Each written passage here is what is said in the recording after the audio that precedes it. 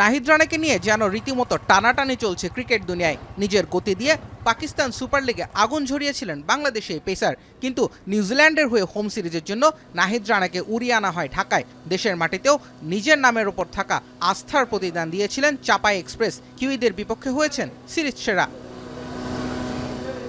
এরপরে আবার নাহিদ রানাকে পেতে মরিয়া হয়ে ওঠে পেশোয়ার জালমি। মাঝে বাংলাদেশের হয়ে খেলতে গিয়ে মাঠের বিজ্ঞাপনে পেরেকের আঘাতে ইনজুরিতে পড়েছেন। ওয়ার্কলোড বিবেচনায় নিউজিল্যান্ডের বিপক্ষে টি-20 সিরিজ থেকে পেয়েছেন বিশ্রাম। তারপরে অবশ্য পিএসএলে নাহিদকে পেতে জোর তৎপরতা চালায় পেশোয়ার জালমি। ইসলামাবাদকে হারিয়ে ফাইনাল নিশ্চিতের পরেই পেশোয়ারের পক্ষ থেকে যোগাযোগ করা হয় বিসিবির সঙ্গে।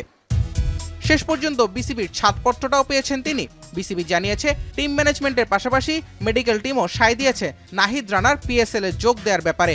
মূলত ফ্র্যাঞ্চাইজি আসরে ফাইনালের মতো বড় মঞ্চে খেলে নিজের অভিজ্ঞতা সানিয়ে নিতেই চাপাই এক্সপ্রেসকে ছাড়পত্র দিয়েছে বিসিবি। 3 মে ফাইনালে অংশ নিয়ে দেশে ফিরবেন নাহিদ রানা।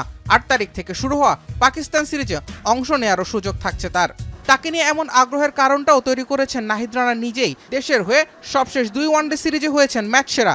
2 সিরিজেই আছে 1টি করে ফাইফার, করেছেন রেকর্ডও। আর পিএসএলে 4 ম্যাচ থেকে নিয়েছেন 7 উইকেট। অন্তত 6 উইকেট শিকার করেছেন এমন বোলারদের মধ্যে সবচেয়ে কম গড় বাংলাদেশে এই পেসারের। ফাইনালের আগে তাই পেশোয়ার জালমির জন্য আরাধ্য হয়েছিলেন নাহিদ রানা। দেশে ফেরার দিনে পাকিস্তানি সমর্থকরা অনুরোধ জানিয়েছিলেন নাহিদ রানাকে ফিরতে। আর এবার ফাইনালে তার যোগ দেওয়ার খবরে দেশটির সোশ্যাল মিডিয়ায় রীতিমতো উৎসব লেগেছে। জুবায়ের আহমেদ, এখন।